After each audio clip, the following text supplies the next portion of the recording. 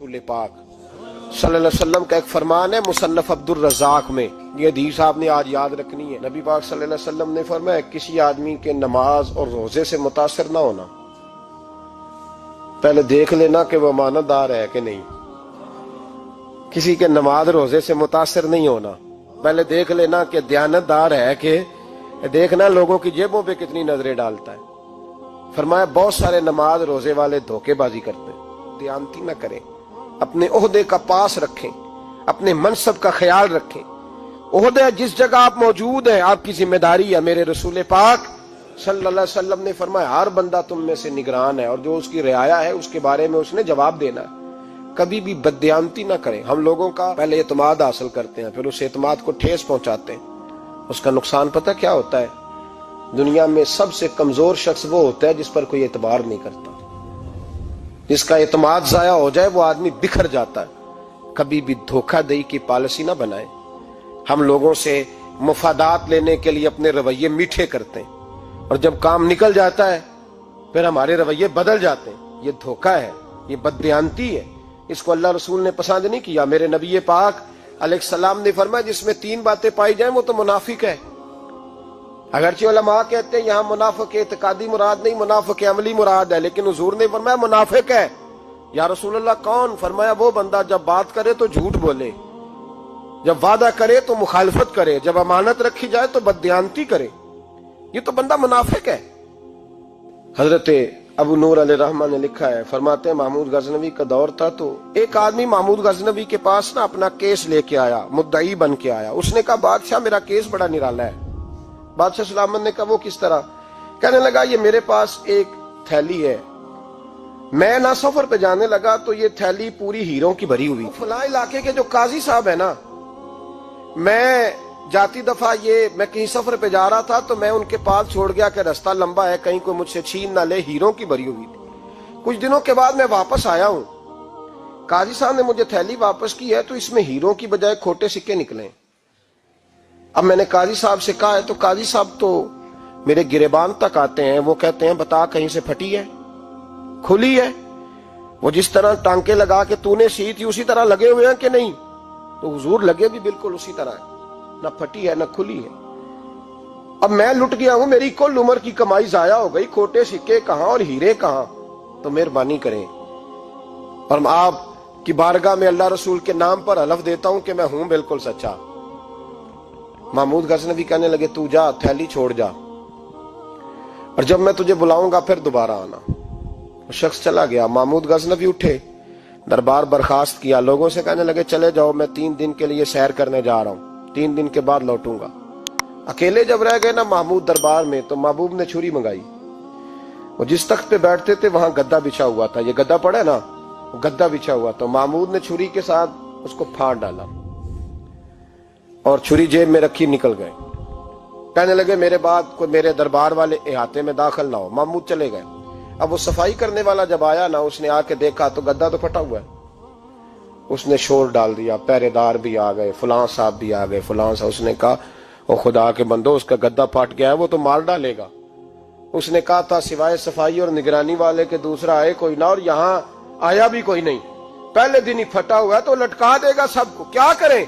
शोर हो गया, सारे दरबार के मुलाजिमीन इकट्ठे हो गए। एक बंदा बोला, कहने लगा फिक्र ना करो, मैं कैसे बंदे को जानता हूं, इस तरह सिएगा कि जिसने फाड़ा होगा उसे भी पता नहीं चलेगा कहां से फटा था। ऐसा बेहतरीन रफू करेगा कि पता भी। उसने कहा यार हम सारे एक महीने की तनख्वाह देते हैं, तू बंदा बुला। वो बुला लिया उसको, उसका नाम मोहम्मद रफूगर था। वो आया, उसको गद्दा दिखाया, उसका यार इस तरह सीना पता ना चले। उसने कहा फिक्र ही ना करो, मैं बड़ा कारीगर हूं। बड़े बड़े कारीगर लोग नहीं हमारे मुल्क में पाए जाते, कोई निशान छोड़ते हैं पीछे? बड़े कारीगर का पैसे होने चाहिए, बड़े बड़े कारीगर बंदे। आप यकीन करें ऐसा ऐसा फलसफा, ये उम्रा इबादत है ना, सरकार दो आलम सल्लल्लाहु अलैहि वसल्लम की बारगाह की हाजिरी बड़ी नेमत है ना। तो सऊदी गवर्नमेंट ने पाबंदी लगा दी, खैर उनकी भी ज्यादती है। इस तरह की पाबंदियां शरीयत इस्लामिया में जायज नहीं। अल्लाह के घर मुसलमान जब चाहे जा सकता है, लेकिन वो कहते हैं जी 2000 रियाल दे जिसने 2 साल बाद भी आना है।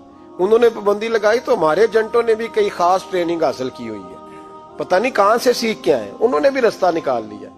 ایک صاحب سے میں نے کہا کہ جناب وہ 2000 ریال لگ گیا تو کیا کرنا ہے؟ کہنے کوئی مسئلہ نہیں، پاسپورٹ نواں بنوا لو، گنجائش ہے، یعنی ہر شے کا حل ہے۔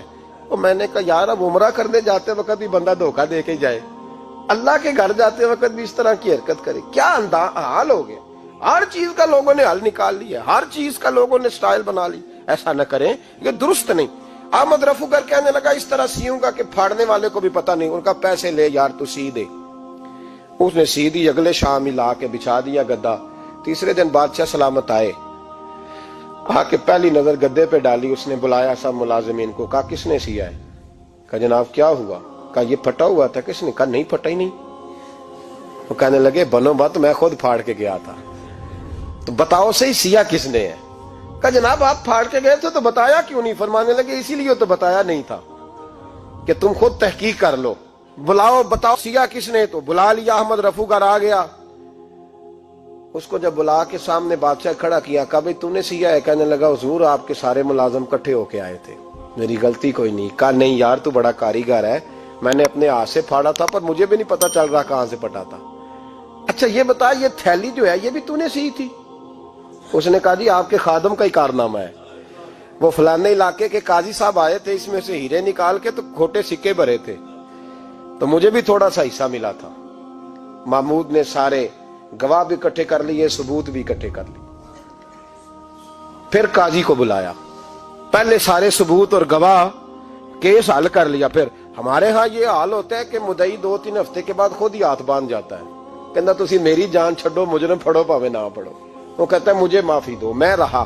ظلم ہے نا، ظلم زیادتی ہے کہ جو بیچارہ اتنے سوال مجرم سے نہیں ہوتے جتنے مدعی سے ہوتے، اب یقین کریں اتنے سوالات ہوتے، بیچارہ ہف جاتا ہے۔ یہ طریقہ درست تو نہیں، ایک لٹ گیا اور دوسرا طرح طرح کے سوالوں کے جواب دیتا پھرے بیچارہ۔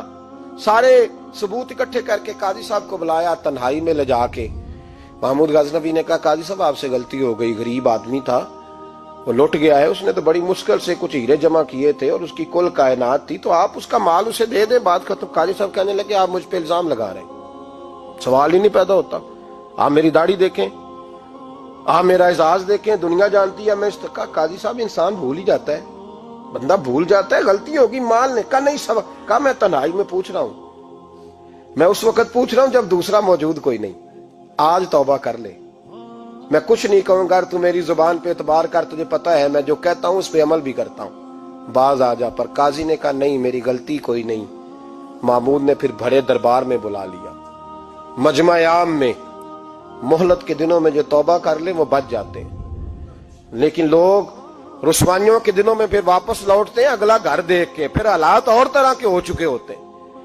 جب بڑے دربار میں قاضی کو بلایا، بھائی تو مانتا ہے کہ نہیں؟ اس نے کہا نہیں۔ تو کہا بلاؤ احمد رفو گر کو۔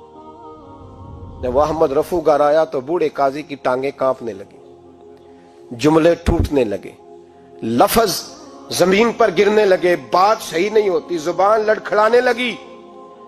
محمود کہنے لگے قاضی میں نے تجھے کہا تھا وہاں مان جا بات، اب بڑے دربار میں بول۔ تو جب قاضی صاحب کی گردن خود بخود جھک گئی تو دنیا سمجھ گئی، کہا نکل جا میرے دربار سے۔ محمود بولے نکل جا، اتنی تجھے عزت دی، اتنی بڑی تنخواہ دی، قاضی بنایا، اور یہ چھوٹی سی رقم کے لیے، تھوڑی سی رقم کے لیے تو بددیانت ہو گیا، چل چلا جا، نکل۔ قاضی دربار سے نکلا تو لوگ لعنتیں برسانے لگے۔ کل جو دکانیں چھوڑ کے سلوٹ کرنے آتے تھے وہ کہنے لگے اس کی عمر دیکھو، اس کے کام دیکھو، دیکھو اس نے کیا کیا۔ گھر گیا، بچے جن کے لیے پاپ کمایا تھا، جنہاں لی تو پاپ کمائے ہن کتھے نہیں ہو تیرے گھر دے، وہ بچے کہنے لگے ابا جی ہم تو سکول مدرسہ جانے کے قابل نہیں رہے، امید تھی کہ بیوی ساتھ دے گی۔ وہ کہنے لگی میں میکے کیسے جاؤں گی، گلی کی عورتیں طرح طرح کی باتیں بناتی ہیں۔ اور بھائی کامیابیوں کے بڑے سربراہ ہوتے ہیں، کوئی کامیاب ہو جائے تو سارے کہتے ہیں میری سپورٹ سے ہوا ہے، ناکامیاں ہمیشہ یتیم ہوتی ہیں، ناکامیوں کا کوئی سربراہ نہیں ہوتا۔ جب تک تو قاضی تھا تو بڑے بات تھی، ہر بندہ کہتا تھا رشتہ دار ہے، رسوائی ہو گئی تو وہ تیری آنکھ ہو یا سنگ ملامت کی چبھن، کون پہنچا ہے میرے درد کی گہرائی تک، دور شہرت میں تو یاروں نے کیا یاد بہت، ساتھ آیا نہ کوئی کوچے رسوائی تک۔ اور میاں صاحب کہنے لگے ساری عمر ہی آٹا گد ہے، میں لکھاں کیتے نہیں پیڑے، اب وقت آیا ہی تے محمد بخشا کوئی نہیں ہوں بیٹھا نیڑے، حالات ہی بدل گئے۔ قاضی خاموشی سے اندر چلا گیا، اپنی رسوائی سمیٹ کے بستر پہ لیٹا، نہ روٹی کی بھوک لگی، نہ پانی کی پیاس لگی، نہ نیند آئی، ساری رات تڑپتا رہا۔ سویرے گھر والوں نے دروازہ کھولا تو روح پرواز کر گئی تھی، دنیا چھوڑ گیا۔ حضرت ابو نور علیہ رحمہ بولے، فرمانے لگے یاد رکھو کبھی بددیانتی نہ کرنا، کبھی۔ یہ تو محمود غزنوی کی عدالت تھی، قیامت میں رب کریم کی عدالت لگے گی۔ اور فرمایا وہاں تو گواہی دینے والا احمد رفو گر تھا، قیامت میں تو تمہارے اپنے ہاتھ پیر گواہیاں دیں گے، ہمارا اپنا وجود گواہی دے گا۔ اور فرمایا یہاں تو لانتے دنیا دار برساتے تھے، وہاں فرشتے ہوں گے۔ اور قاضی کو تو موت آ گئی تھی، قیامت میں تو دوبارہ موت بھی کوئی نہیں آئے گی، وہاں تو رہنا ہے اور سہنا ہے۔ بددیانتی معاشرے میں، اتنی بددیانتی ہر جگہ۔ اس معاشرے کا بھی کچھ بنے گا جہاں دوائی بھی خالص نہ ملے، جہاں دوائی میں بھی بددیانتی ہو۔ لوگ اپنے بچے کو آکسفورڈ یونیورسٹی میں پڑھانے کے لیے غریبوں کے بچوں کے رگوں میں جو دوائی اتارے وہ بھی 2 نمبر۔ اتنا بڑا بھی کوئی بددیانت معاشرہ ہوتا ہے کہ لوگ یہاں تک دھندا کریں، یہاں تک کہ لوگ لوگوں کی زندگیوں سے کھیل جائیں اور ہمیں احساس تک نہ ہو کہ کوئی مر جائے گا، کوئی ڈوب جائے گا، کیا بنے گا۔ اور جس نے وہ اپنی رجسٹر کی دوائی کی، اس نے 2-4 لاکھ روپیہ لیا اور اس نے یہ نہیں سوچا کتنے انسان میری وجہ سے مریں گے۔ قتل صرف یہ تو نہیں ہوتا گولی مار کے مار دینا، لوگوں کی زندگیوں سے لوگ کھیل جاتے ہیں، لوگ تباہی کر جاتے ہیں، لیکن بددیانتی سے باز نہیں آتے۔ میرے رسول پاک علیہ السلام کے غلاموں، نبی پاک صلی اللہ علیہ وسلم نے ذرا سی بددیانتی، اور صحابہ کا یہ مزاج تھا، اتنی سی بھی کبھی ان سے غلطی ہوتی تو تڑپ